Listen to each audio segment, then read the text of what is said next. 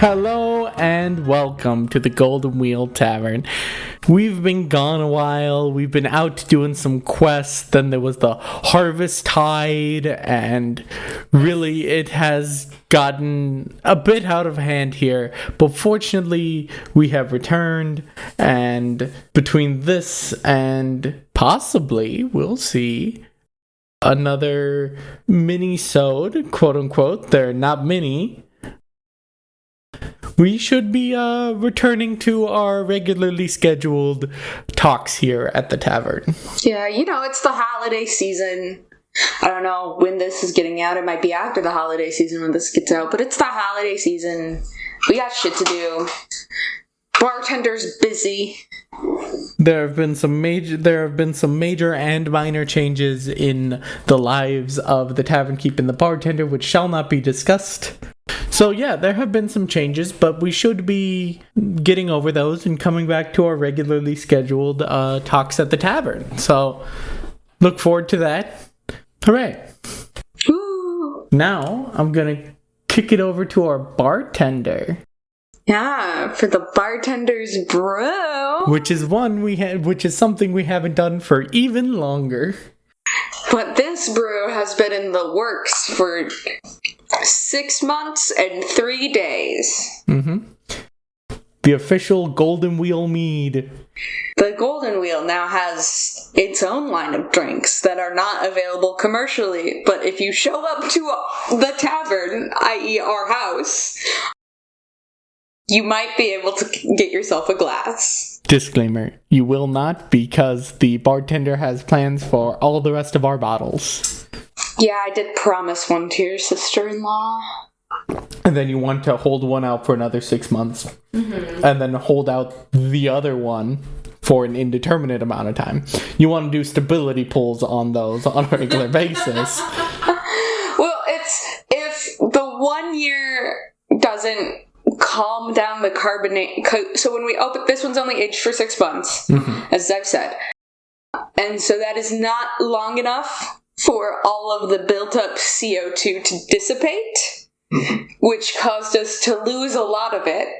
Probably not as much as I feel, because it was a lot of CO2 just coming out as foam. If I would have just grabbed a glass and started pouring into a glass, it would have been fine. Yeah.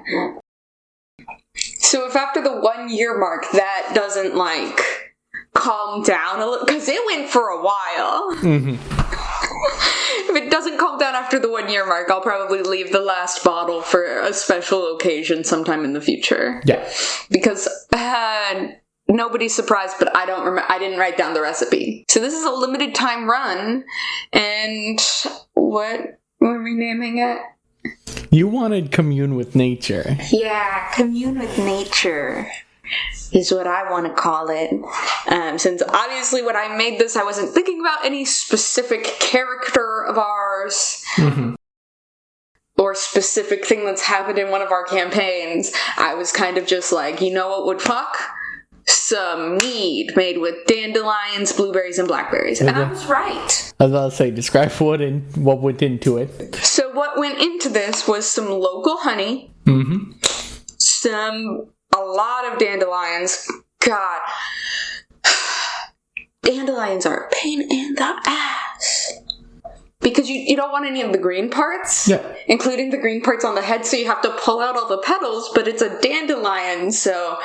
Yeah, and then getting all the bugs out. Mm-hmm. Then you gotta turn it into tea. Mm-hmm. And then blueberries and blackberries went in there as well. And it was back sweetened with blueberries and blackberries. For anyone here who's really into mead and wine making and wants to know more about that, I cannot give you any of the specific technical shit. I can't even tell you the ABV on this. So, I believe when we were initially measuring the sugar content, the meter we had was saying it was supposed to be about 15.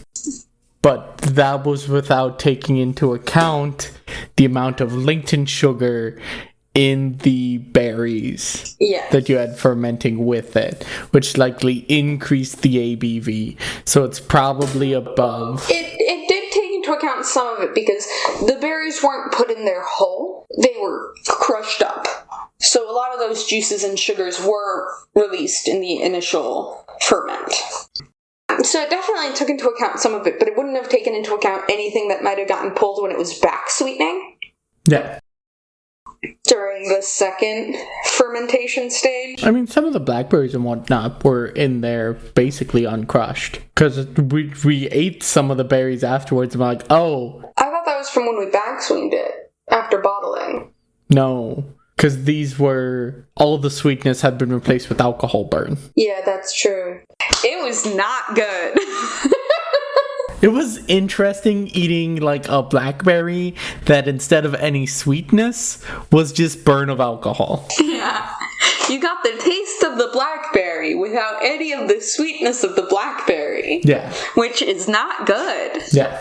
Turns out, blackberries that aren't sweet don't taste good. Yeah.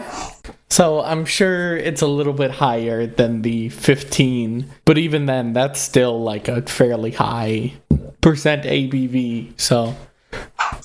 Yeah. So it's probably between the 12 and 15 range. So. And it doesn't taste like it.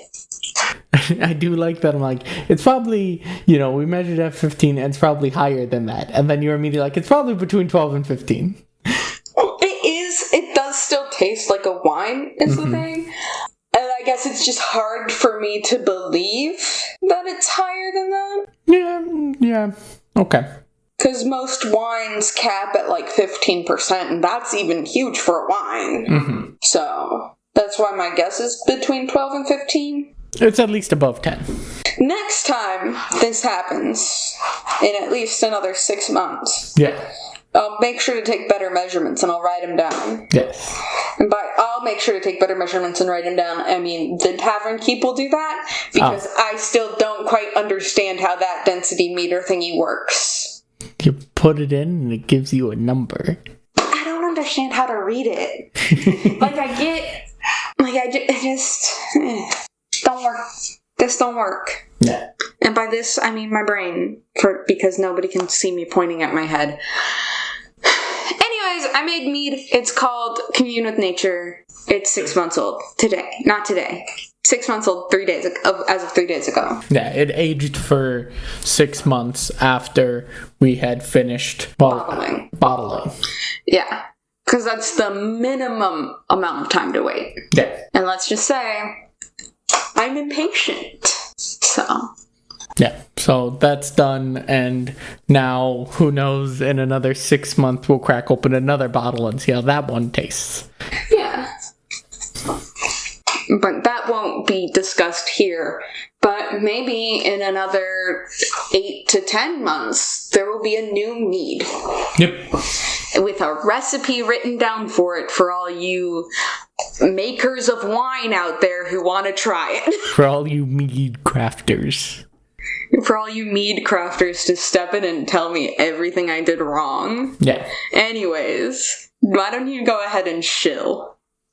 Hey, you don't need to point out the fact that I'm gonna shill. You write down shill on the outline, so I will call it what you called it. You don't want me to call it shilling, write it down as something else and I'll still probably call it shilling. Anyways. Speaking of shilling, as any of you who are subscribed on the Patreon may have noticed, payment has been paused. We took payment off for a small amount of time because we were, in busy times and couldn't put out an episode. This episode will mark us turning payment back on so that you can get the Patreon cut, which includes a cold open, cold outro, side talks, diatribes, extra quiz bowl questions, that kind of stuff. That is all on the Patreon at $5 and up. Also at higher tiers in the Patreon, you can get stuff like asking questions to be asked and answered on the show or requesting episode topics. So if you want to check that out, you can go to patreon.com/thetavernkeepsguide. There should be links in the description of this episode or on the social medias, that kind of stuff. Speaking of social medias, If you want to support us non-monetarily, really the best way to do it is by getting the word out there, whether that's social media or word of mouth. Honestly, word of mouth is best for podcasts, so if you like the podcast and want to tell somebody about it, really that's your best option. Tell somebody about it in person. Otherwise, you can go to Mastodon, Blue Sky, and Tumblr. Those three. Longtime listeners may have noticed that there was one that is no longer mentioned. I've decided to migrate us away from that one. Don't really want to bother with it anymore. So. Did you say Tumblr? Yep. Did you say TikTok? I haven't done much on the TikTok. We are on TikTok, but we are also in the US, so... Yeah. So technically we're on TikTok. I haven't uploaded on it in a long time, so that's that. But the main ones that we will post updates on or that kind of stuff are just Tumblr, Blue Sky, and Mastodon. Mm-hmm. Because we have moved away from one of them, and I don't really want to bother with it anymore. So, to be fair, I never understood the appeal. I tried many times. Mm-hmm. The main thing is just like cultivating your feed on them, and right now I don't even want to bother trying cultivating a feed on that one. I'd rather cultivate it on Blue Sky or Mastodon. Like, I get the importance of cultivating your feed. I have a personal Tumblr. Yeah. Which doesn't even have an algorithm. Yeah. This is just a side note. Maybe the next time I make meat, I'll actually remember to use the sealing wax that I got to seal it. Anyways. And like I said, if you want to support us non-monetarily, honestly, the best way to do it is word of mouth. Telling other people about the podcast. Far and above, best thing you can do, because that is likely to get people to listen, and growth is what we need now more than anything else. And we honestly appreciate every one of you who listens. Even if you don't tell anyone, we still very much appreciate it. So, on to the Tales from the Tavern's Tables. Yes. I've decided to name this tale, Gee, Tavern Keep, why do you get 2 characters? So we're playing Monster of the Week. For those of you who have never played and never looked at a Monster of the Week character sheet, when you level up, you get an advancement. That is your leveling up. Once you have 5 advancements, you can go to the advanced advancements. And one of those is to just take a second character and play it alongside your current character. Note they're called improvements, not advancements. Yeah, whatever. Same difference. Well, it avoids the advanced advancements. You know what? What if I like advanced advancements? Then play a system that has advanced advancements. Fuck you. Anyways, so the Tavern Keep now has 2 characters. Yeah, I have 2 characters now, which is really helpful because our party was having an issue with covering certain weaknesses and stalling out at certain parts where we're unsure what to do because we don't really have the abilities or whatnot. So when I started advancing, when I was choosing an advancement and thought about picking that one, I actually worked with I don't know what the term in Monster of the Week is for GM. Keeper. The Keeper. I was thinking Story Keeper, so... Yeah, that's why my Discord thing says Keeper of Secrets and whatever. I don't remember what it is. Keeper of something. Yeah. Worked with the Keeper, who is the bartender for this campaign. And we discussed me picking, make a second hunter, whatnot, and then that giving us the necessary in. And also creating a hunter that patches up some of the things that lead to stalling in our group. So that the important lesson to take away here, unless you have something you want to say. No, I'm just sitting like this. Well, you went like you're going to say something. You opened your mouth, and in fact it went... Girl can't open her mouth. Well, you opened it in the way you usually do when you're like going to be like... and say something, so... I don't think that's true, but okay. Continue. Okay, anyways. The important thing to take away here is talk to your DM, especially if your party, has oftentimes stalling or that kind of stuff, to see what you and the DM and the players as a group and the DM can come up with to help avoid that sort of thing. And then usually that sort of thing comes from a gap in your party's abilities. So try to fix that gap. Noticing gaps and fixing them can help increase the fun of everyone else. I will say, the specific gap we were missing in this group was a charisma character, a charm character. And the reason why that was a problem, and the Tavern Keep is the one who's being chosen to solve that problem, is because whenever a talking with NPCs thing comes up, the rest of the party typically says, Tavern Keep, what do we do? Take over, you need to start talking. To the character, I think, who has the lowest charm? Yeah, I have a -1 charm, which is the worst out of our entire group, but because I am used to playing role-playing games, I'm able to be like, hey, this is what I should say in this situation, but of course then I have to roll and I biff it, versus the rest of the group has higher charm, but they're anxious little bugs who play role-playing games very sparingly. I would like to throw in that that's not the case for all of them anymore, because they all have their own other groups outside of our group now. True. So they have gotten more practice. This is just who they are as people. Yeah. I am able to navigate my way through social situations in RPGs versus they get very anxious and whatnot and don't know what to say and want to make sure they're saying the exact right thing. And it's like, no, you just kind of have to figure out what direction you want the conversation to go in and try to steer it that way. You just gotta say shit. You just gotta say shit. And they just work with it.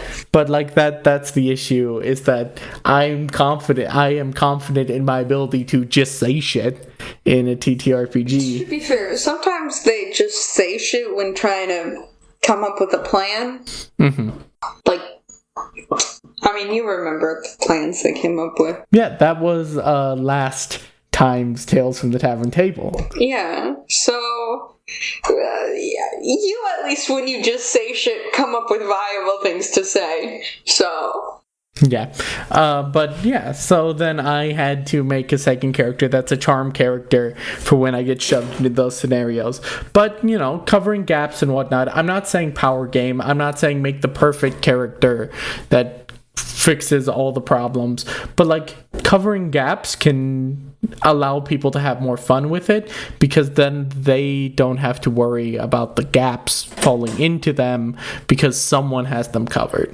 Mm-hmm. Now, on to the Tavern Talking topic for today, which is basically inspired by our other campaign, our D&D campaign, which is Sidequests.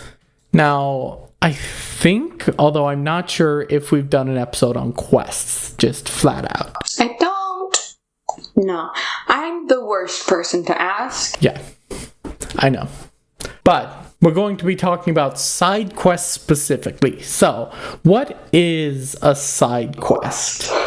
It's a task or objective for the party, unrelated to the task or objective needed to move the plot forward. So, I take slight umbrage with the word unrelated there. I would definitely say not directly related.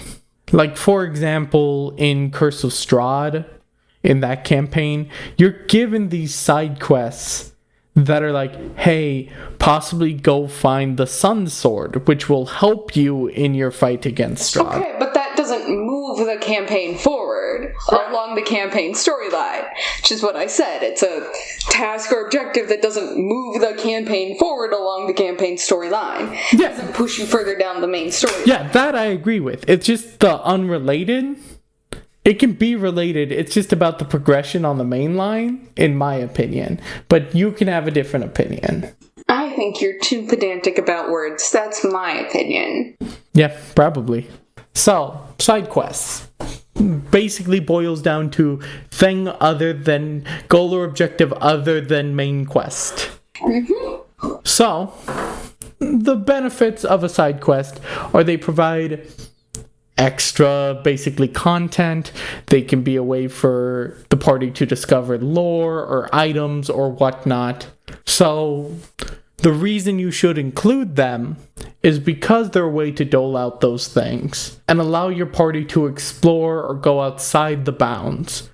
If you're not going to railroad your party, you need to have side quests. Yeah. And just because you have side quests doesn't mean they'll happen. Sometimes your party will railroad themselves. No, like, a defining feature of side quests is the fact that they're optional. Yeah. If they're not optional, they're not a side quest.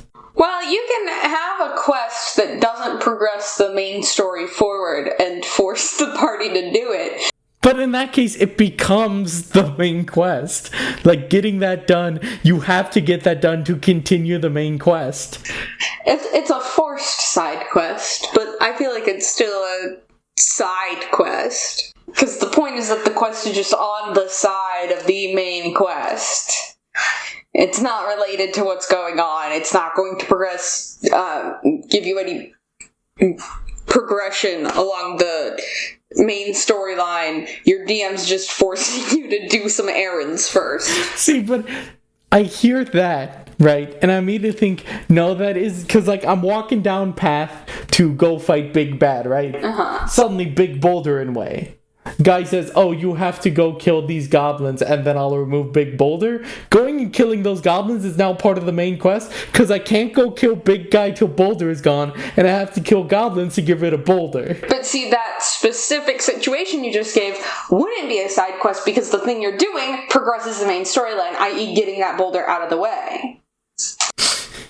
But how can the DM force you to do a side quest and have nothing, like, it has to, he can't force you to do a side quest unless it's somehow in the way of you getting to your endpoint in the main quest.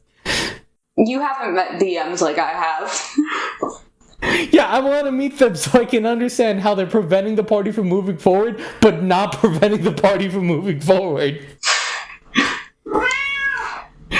Yeah, you tell me, Callie. You tell me how that works. She's one of those DMs. Callie, how do you do that? You tell him, Callie. No, go ahead. Yell at him.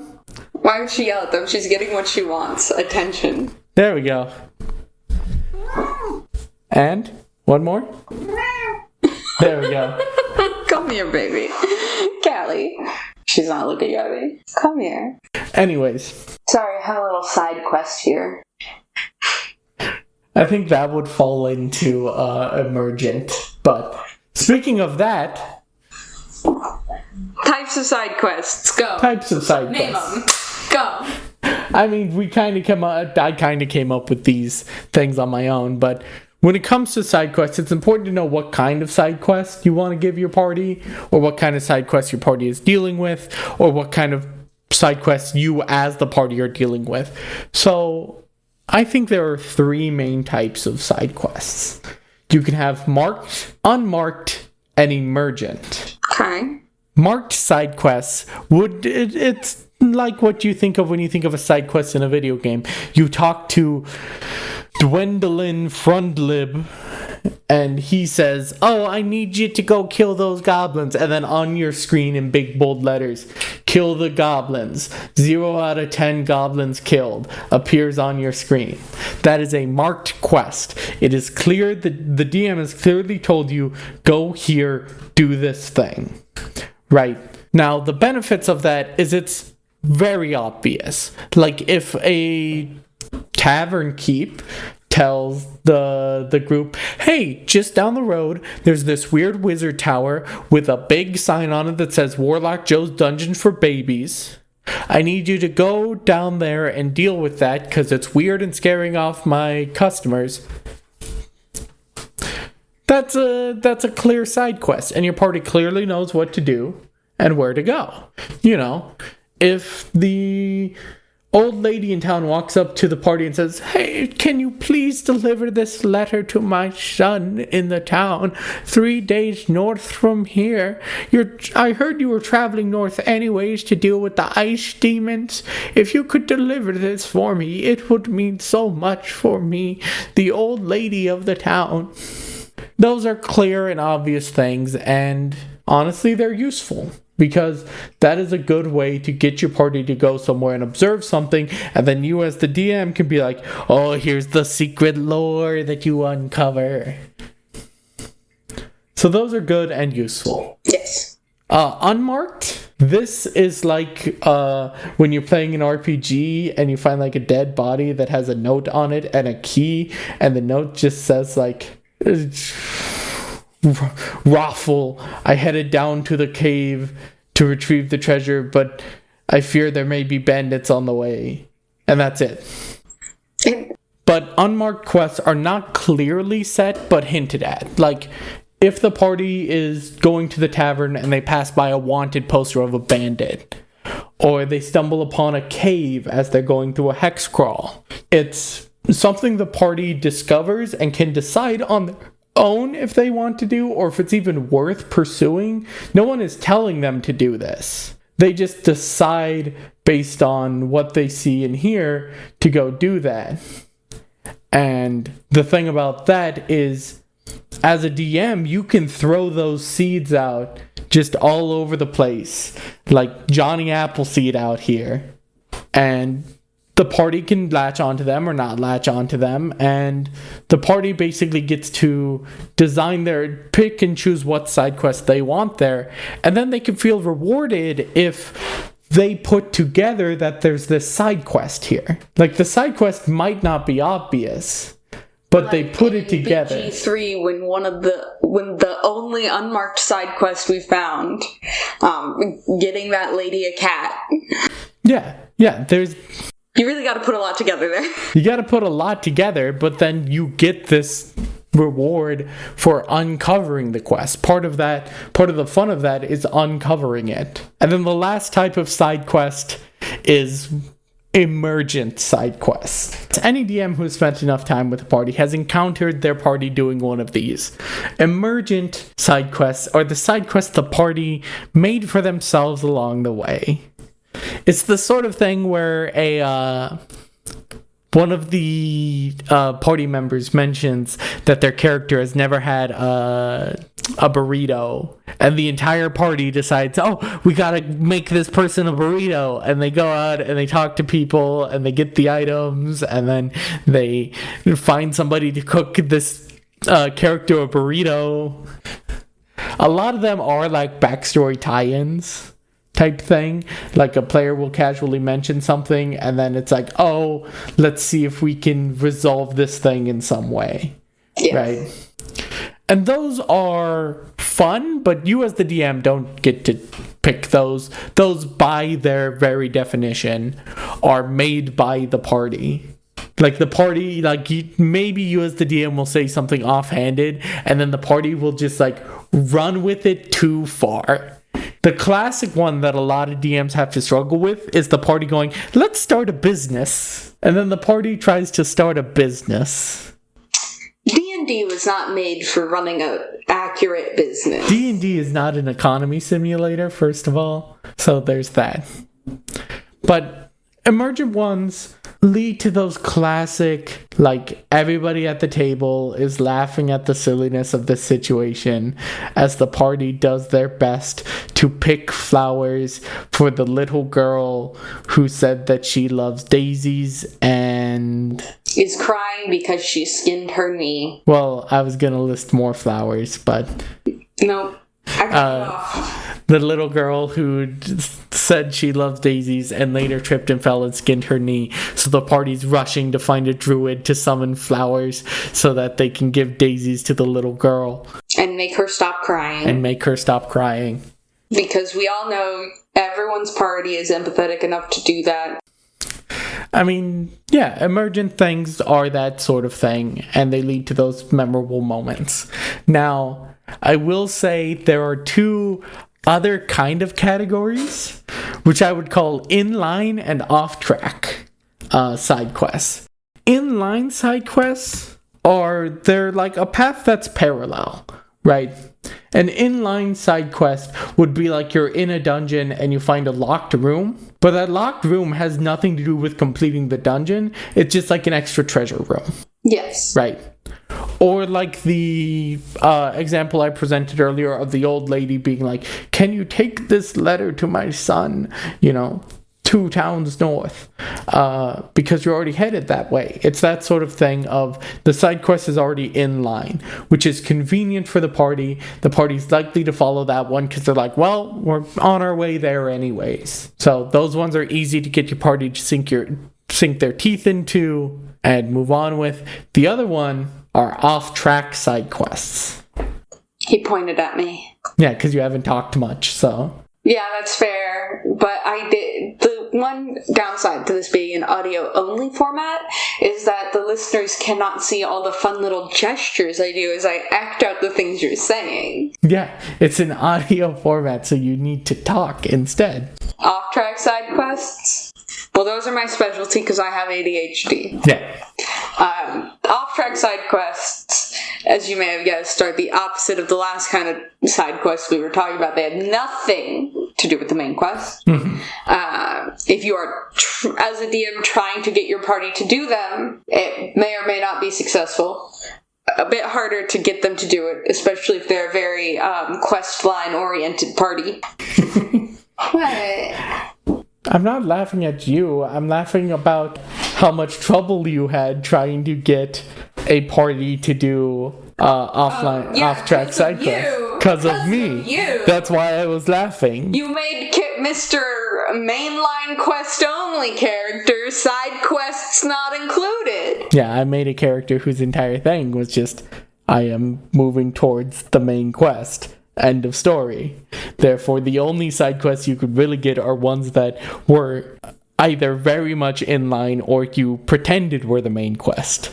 Yeah, a great way to get a party on an off-track side quest is to trick them into thinking it's the main quest. Hee hee. Only for them to find out it was not all along. Yeah, main quests are kind of hit and miss as to whether or not your party will do them. It's really dependent on the party. Like right now in our D&D campaign, our party is like spending extra time after getting the main quest done in this area to get the side quests done. Yes, but that's because it comes with extra rewards that we want. And speaking of rewards, side quest rewards should be boons and like extra information and that kind of stuff. Rewards for side quests should be a boon to help the party on the main quest. So, equipment, lore, important information that's not just like lore, that's difference there.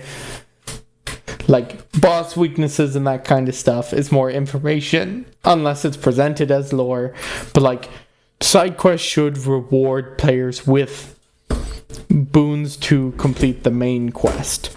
Unless, of course, they're like emergent quests, in which case the doing and completing of the quest is its own reward because the party decided to do it and make their own quest, so they get to make their own reward. Wouldn't it be fucked if your party just started demanding a reward for that? Yeah, demanding a reward for the quests they make up. I can't wait for when we turn in Grandmama's secret recipe to demand a reward. And you will get nothing, because first of all, you didn't get the correct recipe. You actually have not done that quest. I just foresee this becoming a thing where every single world you go to, our barbarian ends up insisting we go look for Grandmama's Grandmama's side quest. Grandmama's side quest. Hell yeah, buddy. Grandmama's side quest. But yeah, the reward should help with the main quest, right? Side quests are there to provide the party with loot and experience and that kind of stuff to help with the main quest. For example, in the campaign I'm currently running, we are using milestone leveling. I know that's like, some people are like, don't do that because then it's like you level up at the DM's fiat. I have made it very clear when the party will level up. The party should never have to ask me. They will, because the bartender will think it's funny to do so. Yeah. But it is very clear when the party will level up. It's basically, have you gotten a MacGuffin? Have you progressed through one of the areas? Just like to say the whole milestone is bad because you're leveling up at the DM's discretion. You're always leveling up at the DM's discretion. They're the one giving you the monsters for the experience. They're the one giving you the encounters, yeah. They can just choose to delay giving you monsters for the experience if they don't want you to level up and you're doing experience points. Yeah. It's a classic argument, though, about milestones. But, for example, like I said, it is very clear when you will level up. Therefore, the side quests aren't going, no matter how many side quests you do, you aren't going to level up doing side quests. But you will receive rewards, equipment, most importantly in my campaign, credits, which can be used for other boons and whatnot to help you progress along the main quest or get more side quests done. That is another thing, is the side quests can give you rewards and whatnot for more side quests. But then you end up with a Kingdoms of Amalur Reckoning situation where you have so many side quests, and then I play the game and I don't do any of the main quests. I get every single side quest I can done on the mainland, and then I have to do the main quest to progress, and I just quit the game. That's better than ending up in a Skyrim situation. Where I decide to make an unarmed build, get the gloves of the pugilist, and then stop playing. No, where I discover you can pick flowers, and so then I decide the actual quest line doesn't matter. I need to pick every flower in this game, and then I quit playing. So I do all the side quests and drop it. You do an emergent quest and then drop it. An off-track emergent quest. Hell yeah, buddy. Hell yeah. And I don't even complete the quest before dropping it, because I go, it really sucks that this game is just about picking flowers. It's kind of getting boring. Man, I wish this game did more than just let me pick flowers, but it's too bad. I have all these weapons I can't use on anyone. You think I even get a whole bunch of weapons? No, right? Sorry, it's too bad that I have this one weapon that I can't use on anyone. I don't end up going into any of the towns. It's like right when you come out of that cave thing, after the first thing, you're in a forest full of flowers. Yeah. Yeah, and you have one weapon, because you had to fight past like bandits and a bear to get out. Anyways, so overall side quests, you have marked, unmarked, emergent, all have their strengths and weaknesses. Inline or off track will determine how likely your party is to bite onto it, and then the rewards should facilitate either easier or more side quests or easier progression along the main quest, because once again everything ties back to the main quest, unless you're doing something like a West March. West March campaigns are famous 20-30 player campaigns, but it's just like a Discord server and someone says what they want to do, and then one of the DMs is like, sure, we'll go through that, and then you go through that. The entire bread and butter of West Marches is just side quests. It's all side quests all the way down, and really unmarked side quests are the bread and butter of West Marches. So, but even then, the equipment, lore, and boons help you do more side quests. So it's all about progressing in some way, not necessarily leveling up, but progressing. So keep that in mind. Keep side quests as a little tool in your tool belt, and if you're a player, why not do a side quest? Some players are really reticent to do side quests. Go ahead and do the side quest. The DM put in the work, and you'll get like a cool sword out of it or something. Or at least make up your own side quest. Exactly. Don't be that player that's like, no, we can't do side quests. Yeah.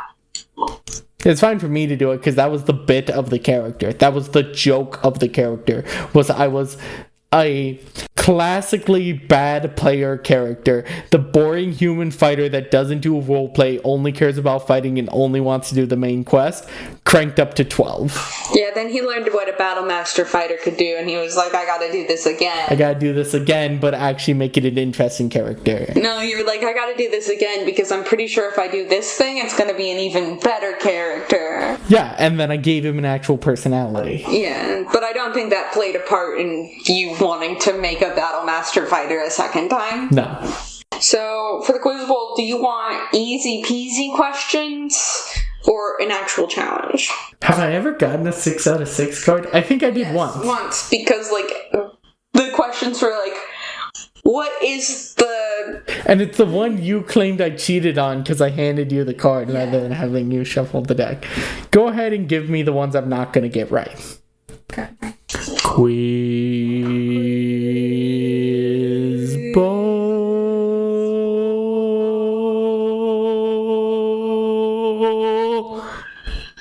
I'm glad I looked over right when you did that, otherwise I would not have seen.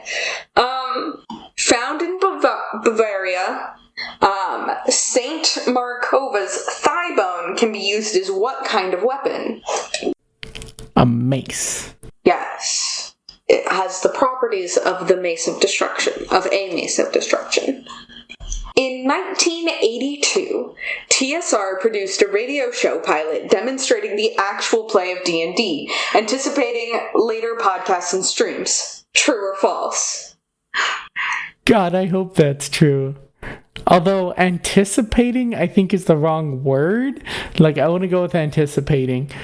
Gary Gygax did say online roleplay would never take off. But I'm going to go with true, because, God, I hope that's true. True. Hell yeah. The show never aired at the time, but can be heard on an episode of Wizards Dragon Talk. We could listen to the first ever Let's Play, babe. First ever actual play. Sorry, Let's Play is a video game. Listeners, we hate Gary Gygax, first of all, but, listener homework, I'll cut this out if it's bad. I'm going to listen to it and cut it out if it's bad and, terrible to listen to. Go listen to the first ever actual play episode. Editing Tavern Keep jumping in here to say, it's basically just like a radio show.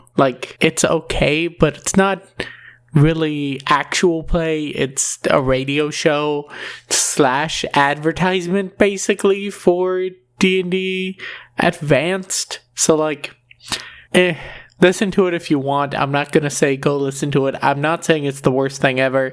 It's a fun piece of history. What type of omnivorous turtle-like humanoids have shells covering most of their bodies? I'm gonna assume that's turtle. No. No, it's turtle. Okay. I was about to say, what kind of D&D monster are we talking about then? And last one before bonus questions. In Waterdeep Dragon Heist, the Dungeon Master's choice of a villain also determines what about when the adventure will take place. Determines what about when the adventure will take place? Mm-hmm. What season? What month? I'm going to go with what month. So if you wouldn't have changed your answer. Season? It's what season? That makes sense. I don't even know if the Fey Realms have months. They do. Okay. Yeah, they do. But they're probably named something like Harvest Tide and... you could boot up BG3 because the journal... either that or I could Google. Who needs Google when Baldur's Gate 3 exists? Also, I can't boot up Baldur's Gate 3. Why? Because I'd have to shut off my computer, turn it back on, boot up Windows, and load up BG3. Well, I can't give away any more questions for free. Yeah. Because I have principles here. 3 out of 4. Because I flip-flop too much. Mm-hmm. If I would have stuck to my guns, I'd be 4 out of 4. I thought you said this was the one I'd get questions wrong. I said the more difficult of the two. The other one must have been Baby's first Trivial Pursuit card then. What third-level transmutation spell transforms a willing target into a misty cloud? Oh, okay. Don't give me any more of them. I'm not going to give you this card. Oh, okay. You're just not giving me that card at all? Yeah. Gaseous form. What is the nickname for the 1980s religious fundamentalist backlash against the supposed dangerous... The Satanic Panic. What class of ordinary creatures do Ankh-eggs resemble? That one's like the most difficult one on there, in my opinion. I mean, they're big bug dudes. They're big insects. So, yeah.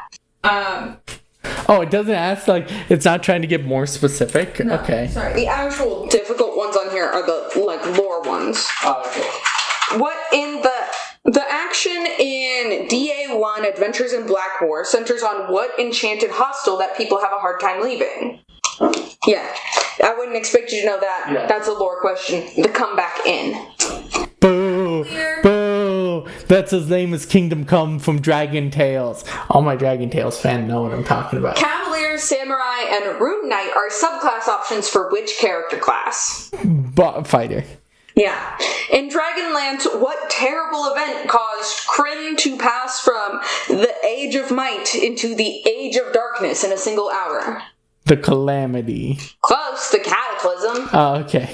Baby's first card. Oh, okay.